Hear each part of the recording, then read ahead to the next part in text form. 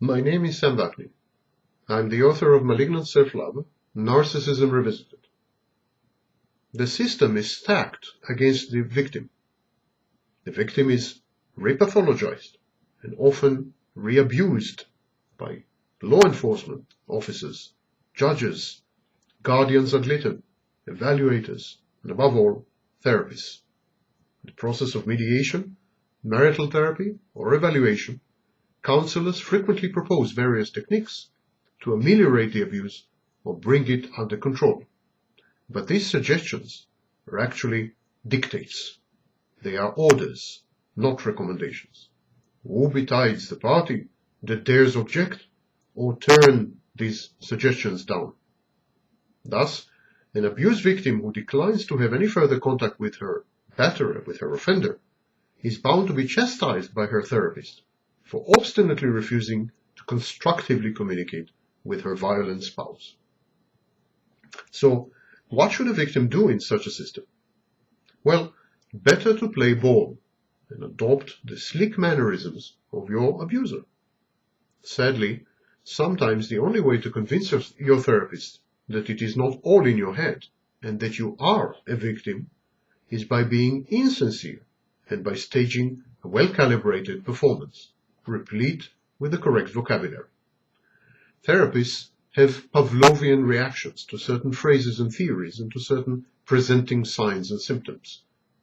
In other words, behaviors during the first few sessions. Learn these words, learn these behaviors, and use them to your advantage. It is your only chance. Regrettably, mental health professionals and practitioners, marital and couple therapists, counselors, are conditioned. They are conditioned by years of indoctrination and dogmatic education, and they are conditioned to respond favorably to specific verbal cues and behaviors. The paradigm is that abuse is rarely one-sided. In other words, that it is invariably triggered either by the victim or by the mental health problems of the abuser. Another common lie is that all mental health problems can be successfully treated one way, talk therapy, or another, medication. And this whole complex of misinformation shifts the responsibility from the offender to his prey. The abused, the victim, must have done something to bring about her own mistreatment. Or maybe she was simply emotionally unavailable to help the abuser with his problems.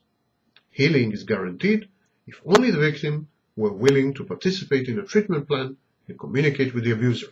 So goes the orthodoxy.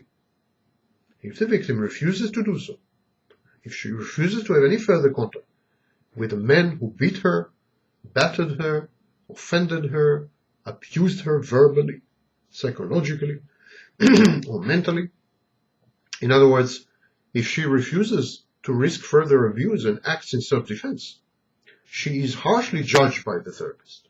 The victim is labeled uncooperative, resistant, and even, in some cases, an abuser. The key is therefore in feigned acquiescence and collaboration with the therapist's scheme, acceptance of his or her interpretation of the events, and the use of key phrases such as "I wish to communicate work with the abuser," the word trauma or relationship, healing process, inner child, the good of the children, the importance of fathering, significant other. Use as much psychobabble as you can. Learn the jargon. Use it intelligently and sparingly, and you are bound to win the therapist's sympathy. Above all, do not be assertive or aggressive, and do not overtly criticize the therapist or disagree with him or her. I make the therapist sound like another potential narcissistic abuser, because in many cases he or she becomes one as they inadvertently collude with the abuser, invalidate the abuse experiences, and pathologize the victim. So here are some phrases to use. For the children's sake, I want to maintain constructive communication with my husband or wife. The children need the ongoing presence of the other parent. I wish to communicate work with the abuser on our issues. I wish to understand our relationship help both sides achieve closure and get on with their lives, my life. Use the phrase healing process. And here are some things to do.